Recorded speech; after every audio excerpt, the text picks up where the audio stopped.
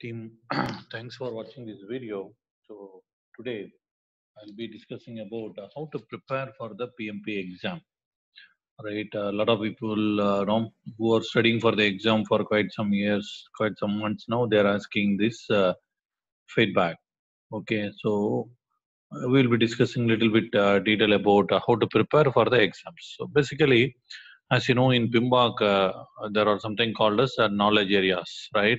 Scope management, time management, cost management, quality management, HR management, risk management, like this. We have a 10 knowledge areas, right? The first thing what you need to do, you need to try to prioritize based on the knowledge area. So that means which knowledge area you are going to study first, which knowledge area you are going to study second, two, three, like that. You need to prioritize actually. So while you're prioritizing, right, I strongly suggest you to prioritize from easy to difficult, right? So why I'm asking you from easy to difficult, right? First, you try to complete, say for example, out of five knowledge area, out of 10 knowledge area, five knowledge areas are very easy for you, right? It is very easy. You can, it will also boost your confidence, right? While you're studying the knowledge area, which you already know very well, right? For example, let's talk about, first thing is scope management. Okay, let's say number one is scope management. Next one is let's say you are very good in the cost management. Next one is a cost management. Third one is a schedule management. Assuming this is your order of preference, right? So what I suggest you, right, like this, you try to prioritize all 10 knowledge area, clearly put it in an Excel sheet or schedule as 1, 2, 3, 4, 5, 10. Easy to difficult. Whatever you have qualified as the first one is very easy for you because you already gone through the a lot of study materials, PIMBAK, right, other training materials, etc. Right, based on that, you try to prioritize it. Fine. The 10th one is a very difficult for you, which according to you, right? So you ask your mind, right? Your mind will tell the truth. Accordingly, you try to prioritize it from 1 to 10. Okay. Now, what are the timelines you need to put it against each and every knowledge area? I strongly suggest, right? The first three or four knowledge area, you can put it 1 week timeline. For example, the first knowledge area is a scope we discussed, right? Scope, you need to study it for complete 1 week time period. Next one is we discuss about the cost, right? Cost you need to study it for the 1 week period. Next one is the schedule. Schedule you need to do it for a 1 week period, right? So first three, or you can even say the first five knowledge area, you can put it a 1 week time period, right? The second five, I mean the next set of five knowledge areas, you can put it 1.5 weeks, or you can put it a 2 weeks time period. That's up to you. All right. So like this, you try to prioritize it. So you will take to complete a knowledge area. If it is in the top five, you will take 1 week period. If it is a bottom five, you will take 2 week period. That is what our strategy is going to be. Now, what to study in that particular knowledge area? Let's say first one is a scope management. Okay, you can give some introduction time period of 1 week like that. Okay, it's up to you. Fine. The first knowledge area. Let's talk about the scope management. What to study? I strongly recommend first you need to read the PIMBAK. I saw some tweet and other things, right? Studying now, it's very difficult for me to study the PIMBAK. Yes, it will be very difficult, right? Because each and every pages has a lot of information, right? So it's better you first study the PIMBAK. Maybe how to study the PIMBAK, right? I will give you one easy area. First, to go glance through the glossary, right, in the particular scope management, right?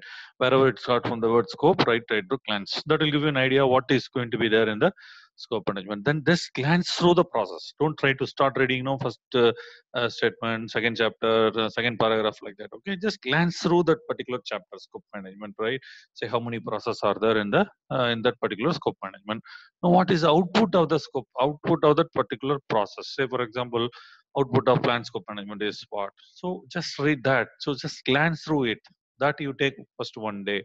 So your mind actually will directly try to connect the dots. It will actually know, okay, in the scope management there are dash many number of process, right? And the purpose of this process, everything your mind will start, accumulating it automatically. You need to just glance through. Don't try to read everything on the very first day, right? So that is in the 7 days period, 1 day got over.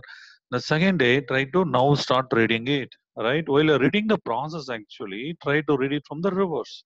Meaning, so while you're studying the process, you see the output, right? Talk about what is the output, read about what is the output, right? If supposingly something to be an output, then what are all the inputs required, or what are all the tools and techniques required? So in that way, you are not only studying that output of the particular process, you are also studying the tools and techniques input. Right? This is how you need to study the process in a reverse way. So right, a lot of people try to mug up and memorize, input of this process is this, output of this process is this, tools and techniques are this. Then you will not forget, right? I mean, you will easily forget it. So don't try to memorize or muck up. So understand the concepts. Start from the output.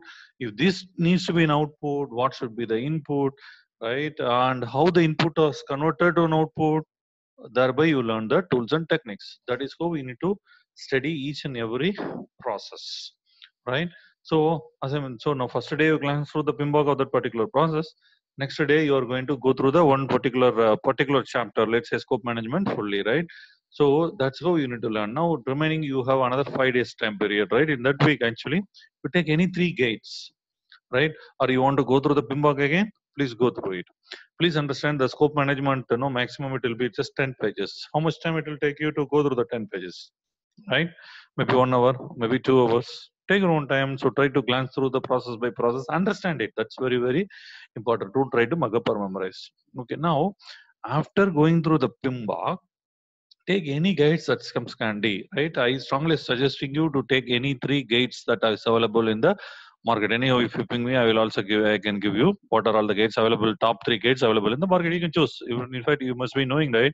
I also written a guide on the PMP. That's name of the book is PMP Certification Excel with Ease, published by Pearson Publication. You can also, if you would like to do, you can also choose that actually. Take any 3 guides, right? That guides helps you to understand the PMBOK in an easy manner. All right. So if you have any doubts in the PMBOK, that can be clarified through the guide, and the guide. So at the end of each and every chapter of any guides, right, it will be at least minimum of 50 questions will be there. So if you take 3 guides, you will be going through one minimum of 150 questions in the scope management, right? So that's all you need to do, right? So again, try to revise it until you complete the 7 days period. So here the cautious word is, right, until you complete that 1 week period, until you complete that particular scope management, don't even go back. I mean, go to the any other knowledge area. You can refer any other knowledge area. For example, while you're studying scope management, some word will be linking about the cost. You can go to cost management, read it, but cautiously come back. That's very, very important. I know a lot of people know just keep on studying, right? PMBOK, going through one knowledge area to another knowledge area to another knowledge area. They're not coming back cautiously. That's very, very important. So try to cautiously come back to that particular knowledge area. This is number one. So we talked about what to study, and we also talked about how to study. So while you're studying it, try to take some notes. So notes in the sense, one knowledge area you should be studying. You should be writing it in only 2 pages, front and back. So don't try to write all the definitions and everything.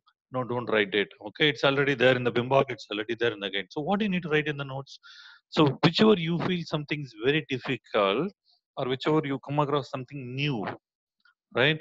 For example, in the project charter, you might be thinking something is there, 1, 2, 3, 4, 5. Now you are studying in the PMBOK, you are studying through the guide, you come to know that something is there. So, right, that particular point you write it down in the your notes. So notes, we need to ensure that every knowledge area should not go more than 2 pages. Otherwise, it itself will become a guide. You will become my competitor, right? Anyway, I mean, I'm just saying jokingly, but what I'm trying to tell you, just to do only 2 pages of it, right? Thereby, you complete all the 10 knowledge area.